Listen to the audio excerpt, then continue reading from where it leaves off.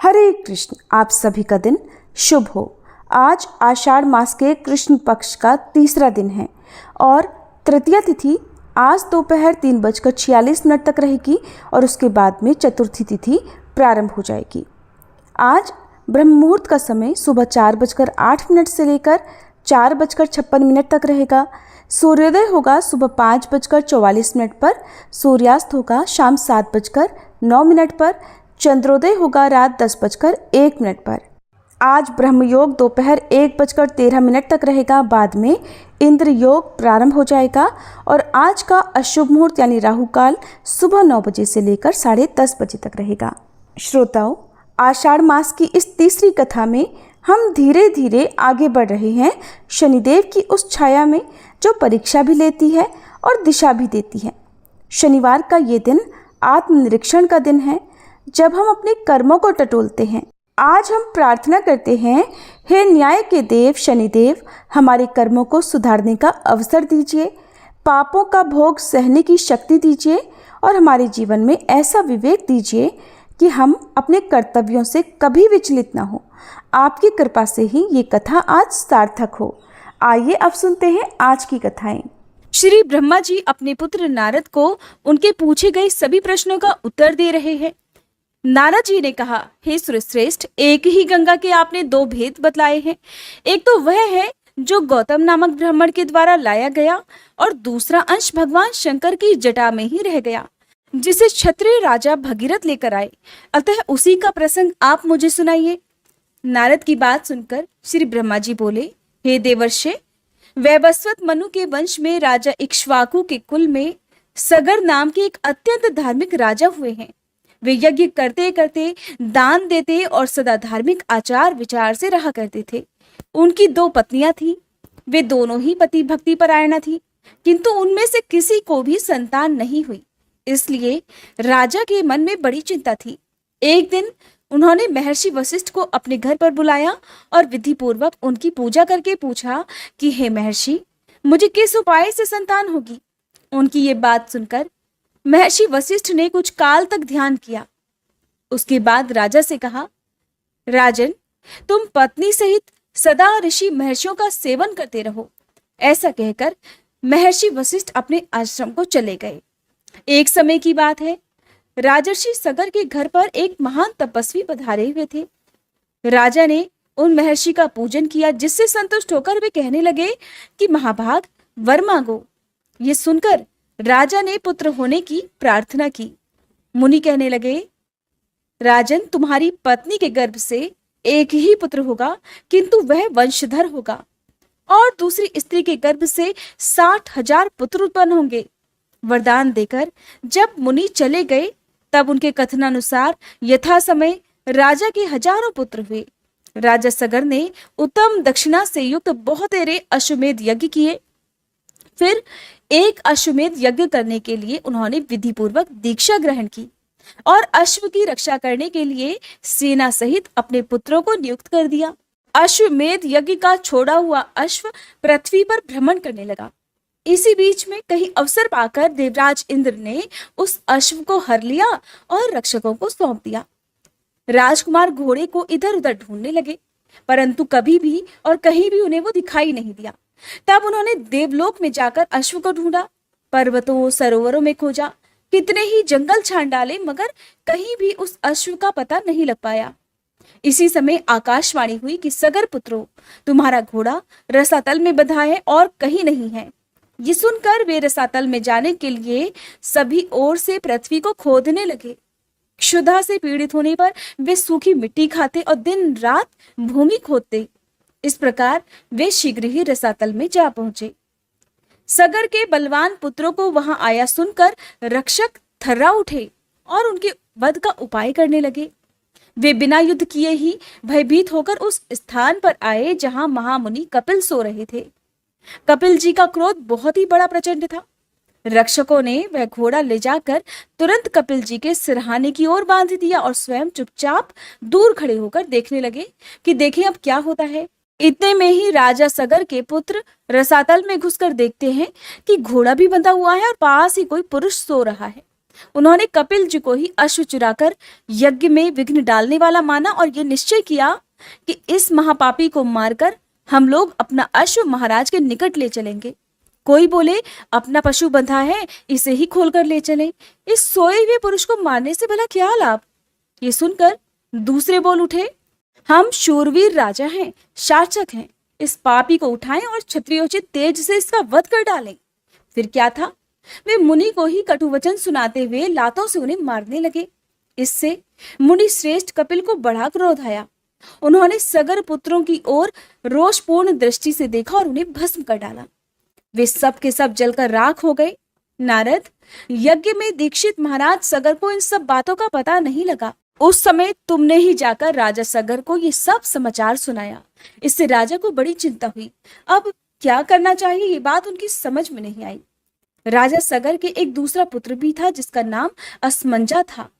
वह मूर्खतावश नगर के बालकों को उठाकर पानी में फेंक देता था। तब पुरवासियों ने एकत्रित होकर राजा सगर को इस बात की सूचना दी। पुत्र का यह अन्याय जानकर महाराज को बड़ा क्रोध हुआ। उन्होंने अपने अमात्यों से कहा, ये असमंजा बालकों की हत्या करने वाला तथा क्षत्रिय धर्म का त्यागी है, अतः इस देश का त्याग कर दे। महाराज का यह आदेश सुनकर अमात्यों ने राजकुमार को तुरंत देश निकाला दे दिया। असमंजा इस तरह वन में चला गया। अब राजा सगर चिंता करने लगे कि हमारे सभी पुत्र ब्राह्मण के शाप से रसातल में ही नष्ट हो गए, एक बचा था वो भी वन में चला गया। इस समय मेरी क्या गति होगी। असमंजा के एक पुत्र था जो अंशुमान नाम से विख्यात हुआ। यद्यपि अंशुमान अभी बालक था तो भी राजा ने उसे बुलाकर अपना कार्य बतलाया। अंशुमान ने भगवान कपिल की आराधना की और घोड़ा ले जाकर राजा सगर को दे दिया। तब जाकर अश्वमेध यज्ञ पूरा हुआ।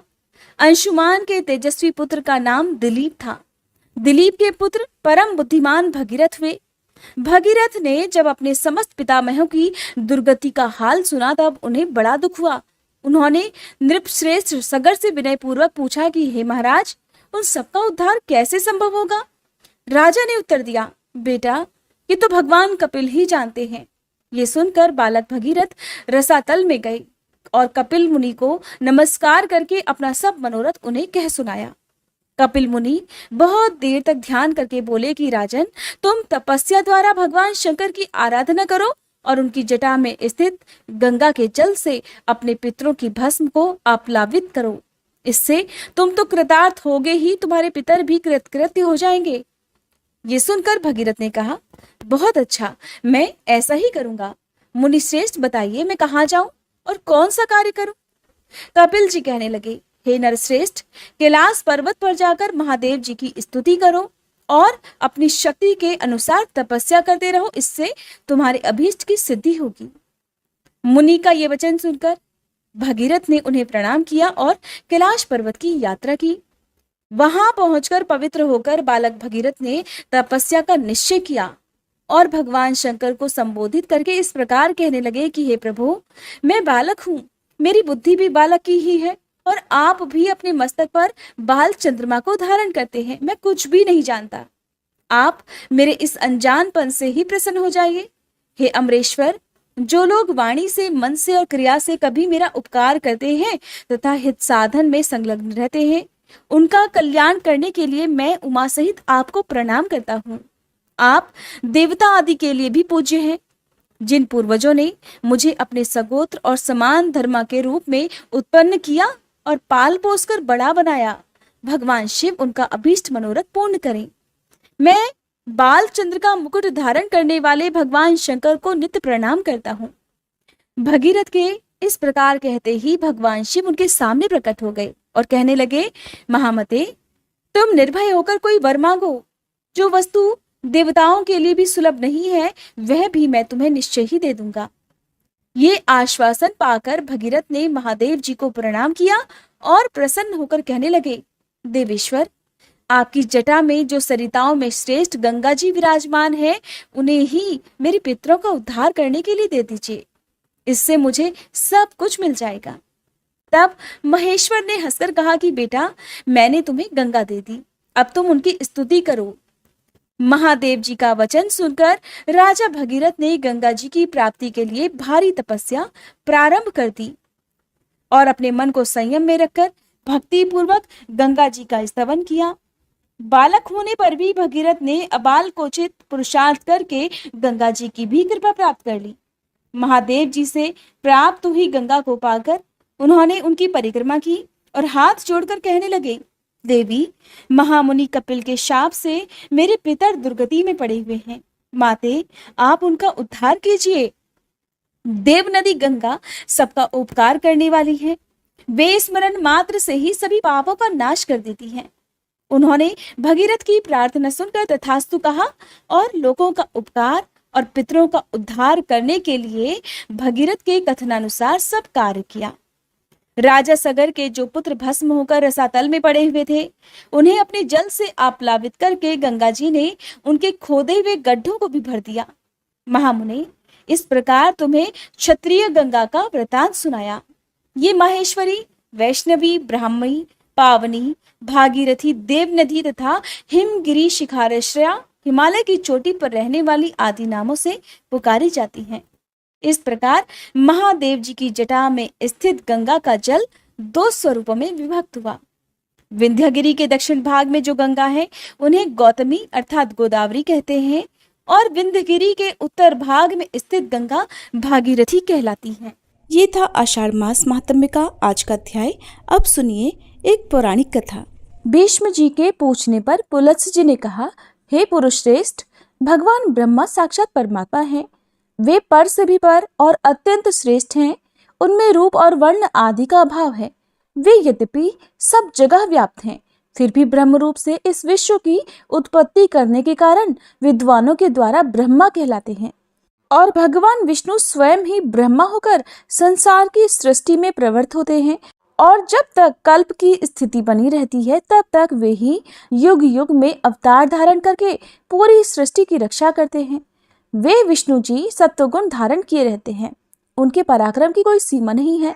राजन, जब कल्प का अंत होता है तब वे ही अपना तमह प्रधान रौद्र रूप प्रकट करते हैं और अत्यंत भयानक आकार धारण करके संपूर्ण प्राणियों का संहार कर डालते हैं। इस प्रकार सब भूतों का नाश करके संसार को एकार्णव के जल में निमग्न कर वे सर्वरूपधारी भगवान स्वयं शेषनाग की शैया पर शयन करते हैं। फिर जागने पर ब्रह्मा का रूप धारण करके नए सिरे से संसार की सृष्टि करने लगते हैं। इस तरह एक ही भगवान जनार्दन सृष्टि, पालन और संहार करने के कारण ब्रह्मा, विष्णु और शिव नाम धारण करते हैं। वे प्रभु सृष्टा होकर स्वयं अपनी ही सृष्टि करते हैं, पालक होकर पालनीय रूप से अपना ही पालन करते हैं और संहारकारी होकर स्वयं अपना ही संहार करते हैं। पृथ्वी, जल, तेज, वायु और आकाश सब वे ही हैं, क्योंकि अविनाशी विष्णु ही सब भूतों के ईश्वर और विश्व रूप हैं। इसलिए प्राणियों में स्थित सर्ग आदि भी उन्हीं के सहायक हैं। भीष्म जी ने कहा, मुने, मैंने तो सुना था कि लक्ष्मी जी क्षीर समुद्र से प्रकट हुई हैं। फिर आपने ये भी तो कहा कि वे भृगु की पत्नी ख्याति के गर्भ से उत्पन्न हुई। ऐसा कैसे हुआ?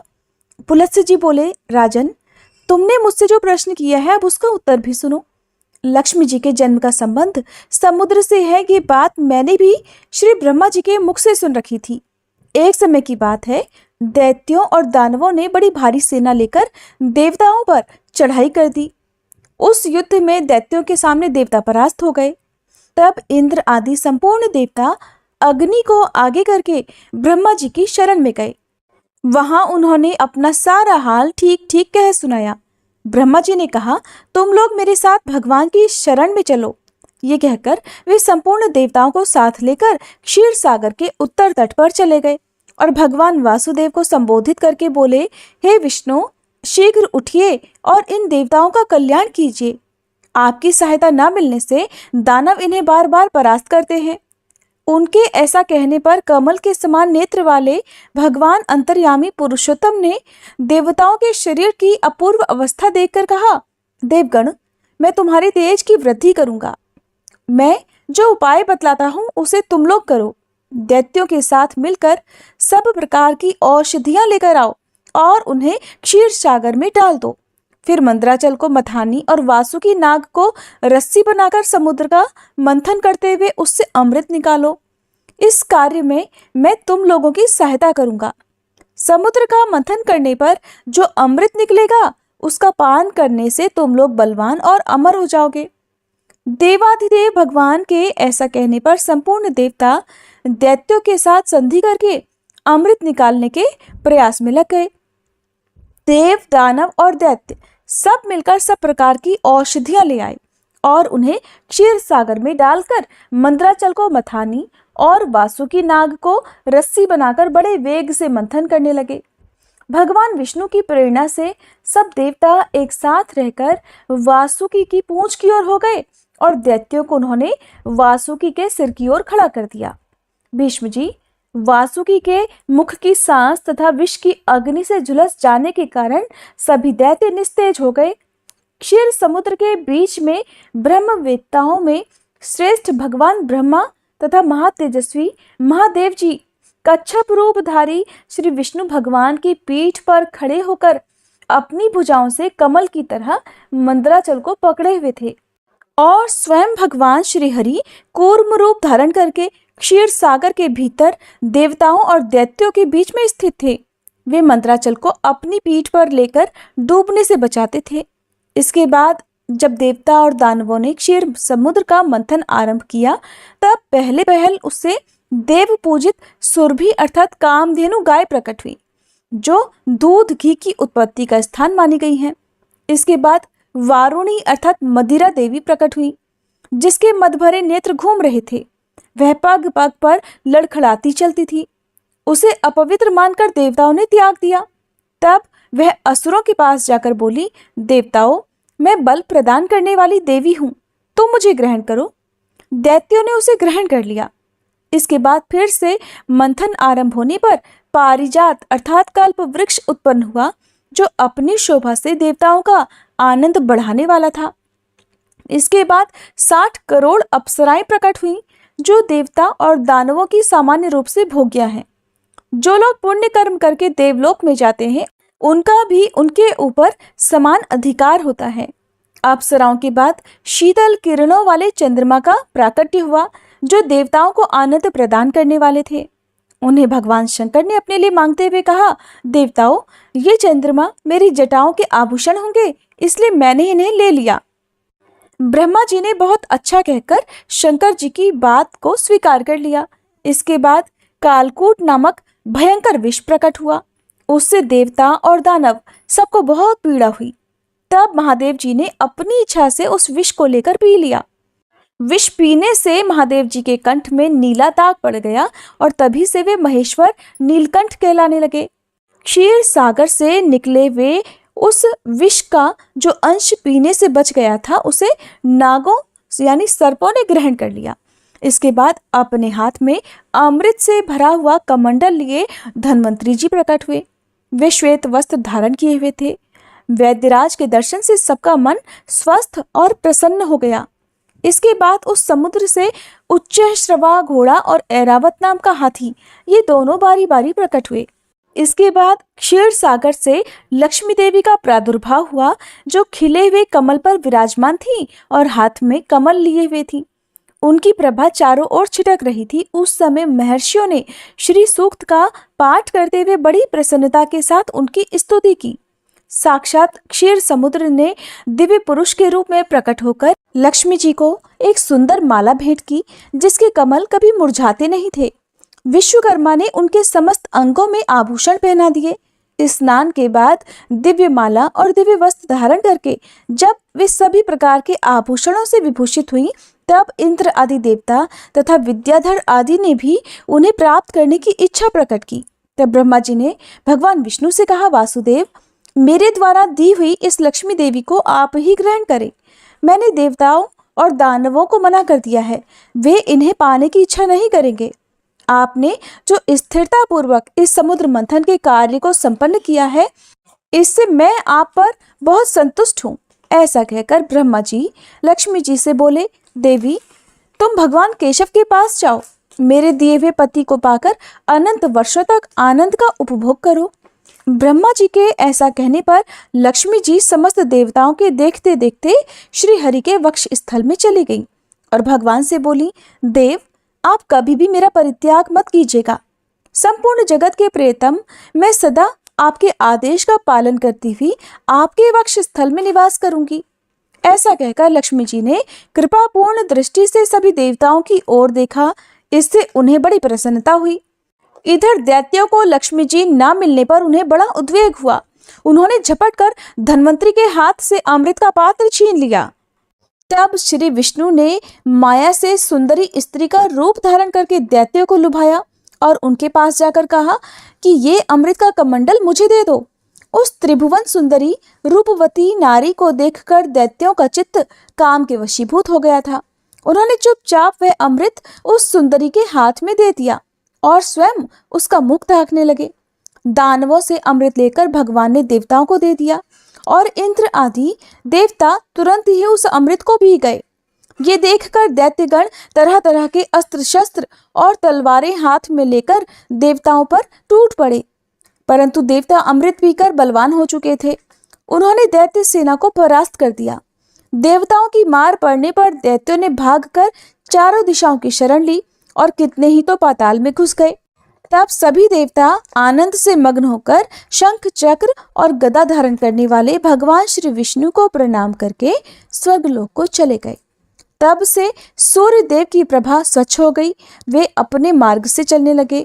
भगवान अग्निदेव भी मनोहर दीप्ति से युक्त होकर प्रज्वलित होने लगे और सब प्राणियों का मन धर्म में संलग्न रहने लगा। भगवान विष्णु से सुरक्षित होकर समस्त त्रिलोकी श्री संपन्न हो गई। उस समय समस्त लोकों को धारण करने वाले ब्रह्मा जी ने देवताओं से कहा, देवगण, मैंने तुम्हारी रक्षा के लिए भगवान श्री विष्णु को तथा देवताओं के स्वामी उमापति महादेव जी को नियत किया है। वे दोनों तुम्हारे योग क्षेम का निर्वाह करेंगे। तुम सदा उनकी उपासना करते रहना, क्योंकि वे तुम्हारा कल्याण करने वाले हैं। उपासना करने से ये दोनों महानुभाव सदा तुम्हारे क्षेम के साधक और वरदायक होंगे। ऐसा कहकर भगवान ब्रह्मा अपने धाम को चले गए। उनके जाने के बाद इंद्र ने देवलोक की राह ली। इसके बाद श्री हरि और शंकर जी भी अपने अपने धाम वैकुंठ और कैलाश में जा पहुंचे। इसके बाद देवराज इंद्र तीनों लोकों की रक्षा करने लगे। महाभाग, इस प्रकार लक्ष्मी जी क्षीर सागर से प्रकट हुई थी। यद्यपि वे सनातनी देवी हैं, तब भी एक समय भृगु की पत्नी ख्याति के गर्भ से भी उन्होंने जन्म ग्रहण किया था। भीष्म जी ने कहा, ब्राह्मण, आपके मुख से ये सब प्रसंग मैंने सुना। आप पुष्कर क्षेत्र में जो ब्रह्मा जी का यज्ञ हुआ था उसका वृतांत भी सुनाइए, क्योंकि इसका श्रवण करने से मेरे मन की शुद्धि होगी। तब पुलत्स्य जी ने कहा, राजन, भगवान ब्रह्मा जी पुष्कर क्षेत्र में जब यज्ञ कर रहे थे उस समय जो जो बातें हुई उन्हें बतलाता हूँ, सुनो। पितामह का यज्ञ आदिकृत युग में प्रारंभ हुआ था। उस समय मरीचि, अंगिरा, मैं, पुलह, क्रतु और प्रजापति दक्ष ने ब्रह्मा जी के पास जाकर उनके चरणों में मस्तक झुकाया। धाता, अर्यमा, सविता, वरुण, अंश, भग, इंद्र, विवस्वान, पूषा, त्वष्टा और पर्जन्य आदि 12 आदित्य भी वहां उपस्थित होकर जाज्वल्यमान तेज से प्रकाशित हो रहे थे। इन देवेश्वरों ने भी पितामह को प्रणाम किया। तब लोकपालक भगवान श्री नारायण ने वहां स्वयं पदार्पण किया, स्वयं प्रकट हुए और समस्त महर्षियों के साथ लोक गुरु ब्रह्मा जी से कहा, जगतपते, आपके ही द्वारा इस समस्त संसार का विस्तार हुआ है। आपने ही इसकी सृष्टि की है, इसलिए आप संपूर्ण लोकों के ईश्वर हो। यहाँ हम लोगों के करने योग्य जो आपका महान कार्य हो उसे करने की हमें आज्ञा दो। देवर्षियों के साथ भगवान विष्णु ने ऐसा कहकर देवेश्वर ब्रह्मा जी को नमस्कार किया। ब्रह्मा जी वहां स्थित होकर संपूर्ण दिशाओं को अपने तेज से प्रकाशित कर रहे थे और भगवान श्री विष्णु भी श्रीवत्स चिन्ह से सुशोभित और सुंदर स्वर्णमय यज्ञोपवीत से दैदीप्यमान हो रहे थे। उनका एक एक रोम परम पवित्र है। वे सर्व समर्थ हैं। उनका वक्ष स्थल विशाल और श्री विग्रह संपूर्ण तेजों का पुंज जान पड़ता है।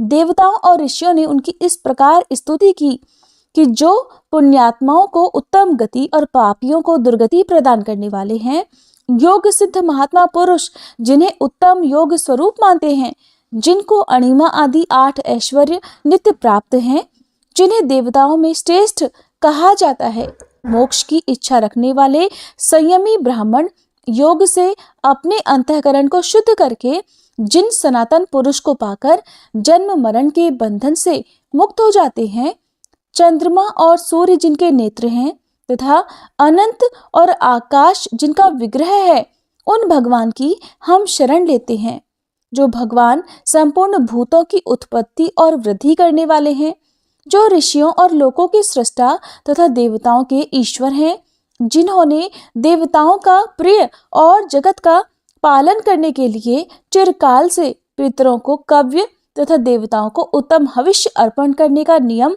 प्रवर्तित किया है, उन देवश्रेष्ठ परमेश्वर को हम सादर प्रणाम करते हैं। इसके बाद वृद्ध और बुद्धिमान देवता भगवान श्री ब्रह्मा जी यज्ञशाला में लोकपालक विष्णु भगवान के साथ बैठकर शोभा पाने लगे। वह यज्ञ मंडप धन आदि सामग्रियों और ऋत्विजों से भरा हुआ था।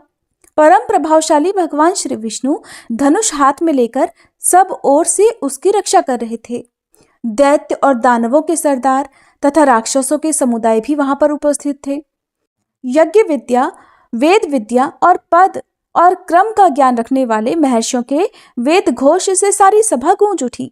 देवता और असुरों के गुरु लोक पितामह ब्रह्मा जी उस यज्ञ भूमि में विराजमान थे। सुर और असुर दोनों ही उनकी सेवा में खड़े थे। प्रजापति गण दक्ष, वशिष्ठ, पुलह, मरीचि आदि सभी ब्रह्मा जी की उपासना करते थे। बहुत सारे दानव जिन्हें अपने बल पर गर्व था, ब्रह्मा जी की उपासना करते हुए इस प्रकार बोले। दानवों ने कहा, भगवान आपने ही हम लोगों की सृष्टि की है, हमें 3 लोकों का राज्य दिया है और देवताओं से अधिक बलवान बनाया है। पितामह, आपके इस यज्ञ में हम लोग कौन सा कार्य करें? हम स्वयं ही कर्तव्य का निर्णय करने में समर्थ हैं। अदिति के गर्भ से पैदा हुए इन बेचारे देवताओं से क्या काम होगा? ये तो सदा हमारे द्वारा मारे जाते और अपमानित होते रहते हैं। फिर भी आप तो हम सबके पितामह ही हैं, इसलिए देवताओं को भी साथ लेकर यज्ञ पूर्ण कीजिए। यज्ञ समाप्त होने पर राज्य लक्ष्मी के विषय में हमारा देवताओं के साथ फिर विरोध होगा और इसमें बिल्कुल भी संदेह नहीं है, किंतु इस समय हम चुपचाप इस यज्ञ को देखेंगे, देवताओं के साथ युद्ध नहीं छेड़ेंगे। पुलत्स्य जी कहते हैं, दानवों के ये गर्वयुक्त वचन सुनकर इंद्र सहित महायशस्वी भगवान विष्णु ने शंकर जी से कहा। भगवान विष्णु बोले, प्रभो पितामह के यज्ञ में प्रधान दानव आए हुए हैं। ब्रह्मा जी ने इनको भी इस यज्ञ में आमंत्रित किया हुआ है और ये सब लोग इसमें विघ्न डालने का प्रयत्न कर रहे हैं, परंतु जब तक यज्ञ समाप्त न हो जाए तब तक हम लोगों को क्षमा करना चाहिए। इस यज्ञ के समाप्त हो जाने पर देवताओं को दानवों के साथ युद्ध करना होगा। उस समय आपको ऐसा यत्न करना चाहिए जिससे पृथ्वी पर से दानवों का नामो निशान मिट जाए। आपको मेरे साथ रहकर इंद्र की विजय के लिए प्रयत्न करना उचित है। इन दानवों का धन लेकर राहगीरों, ब्राह्मणों और दुखी मनुष्यों में बांट दें। भगवान श्री विष्णु की ये बात सुनकर ब्रह्मा जी ने कहा, भगवान आपकी बात सुनकर ये दानव क्रोधित हो सकते हैं, किंतु इस समय इन्हें क्रोध दिलाना आपको अभी उचित नहीं होगा, इसलिए रुद्र और अन्य देवताओं के साथ आपको क्षमा करना चाहिए। सतयुग के अंत में जब ये यज्ञ समाप्त हो जाएगा, उस समय मैं आप लोगों को और इन दानवों को विदा कर दूंगा। उसी समय आप लोग सब संधि या विग्रह जो भी उचित हो वो कर लीजिएगा। पुलत्स्य जी कहते हैं, इसके बाद भगवान श्री ब्रह्मा जी ने फिर से उन दानवों से कहा कि तुम्हें देवताओं के साथ किसी प्रकार का विरोध नहीं करना चाहिए। इस समय तुम सब लोग परस्पर मित्र भाव से रहकर मेरा कार्य संपन्न करो, इस यज्ञ को पूर्ण करवाओ। तब दानव कहने लगे, पितामह आपके प्रत्येक आदेश का हम लोग पालन करेंगे। देवता हमारे छोटे भाई हैं, इसलिए उन्हें हमारी ओर से कोई भय नहीं है। दानवों की ये बात सुनकर ब्रह्मा जी को बड़ा संतोष हुआ। थोड़ी ही देर बाद उनके यज्ञ का वृत्तांत सुनकर ऋषियों का एक समुदाय आ पहुंचा। भगवान श्री विष्णु ने उनका पूजन किया। पिनाकधारी महादेव जी ने उन्हें आसन दिया और ब्रह्मा जी की आज्ञा से वशिष्ठ जी ने उन सबको अर्घ्य निवेदित करके उनकी कुशल मंगल पूछी और पुष्कर क्षेत्र में उन्हें निवास स्थान देकर कहा कि आप लोग आराम से यहीं रहिए। इसके बाद जटा और मृग चर्म धारण करने वाले वे समस्त महर्षि ब्रह्मा जी की यज्ञ सभा को सुशोभित करने लगे। उनमें कुछ महात्मा वालखिल्य थे और कुछ लोग संप्रख्यान अर्थात एक समय के लिए ही अन्न ग्रहण करने वाले अथवा तत्व का विचार करने वाले थे। वे नाना प्रकार के नियमों में संलग्न और वेदी पर शयन करने वाले थे। उन सभी तपस्वियों ने पुष्कर के जल में जैसे ही अपना मुंह देखा, वे उसी क्षण अत्यंत रूपवान हो गए। फिर एक दूसरे की ओर देखकर सोचने लगे, ये कैसी बात है, इस तीर्थ में मुंह का प्रतिबिंब देखने से सबका सुंदर रूप हो गया। ऐसा विचार कर उन तपस्वियों ने उसका नाम मुख दर्शन तीर्थ रख दिया। इसके बाद वे सभी स्नान कर अपने अपने नियमों में लग गए। उनके गुणों की कहीं कोई उपमा ही नहीं थी। राजन, वे सभी वनवासी मुनि वहां रहकर अत्यंत शोभा पाने लगे। उन्होंने अग्निहोत्र करके नाना प्रकार की क्रियाएं वहां पर संपन्न की। तपस्या से उनके पाप भस्म हो चुके थे। वे सोचने लगे कि ये सरोवर तो सबसे श्रेष्ठ है। ऐसा विचार कर उन द्विजातियों ने उस सरोवर का नाम रख दिया श्रेष्ठ पुष्कर। इसके बाद ब्राह्मणों को दान के रूप में तरह तरह के पात्र देने के बाद वे सभी द्विज वहां प्राची सरस्वती का नाम सुनकर उसमें स्नान करने की इच्छा से गए। हरे कृष्णा। उसके बाद वहां पर जो कुछ भी घटित हुआ उसका वृतांत आप सभी अगले अध्याय में सुनना मत भूलिए।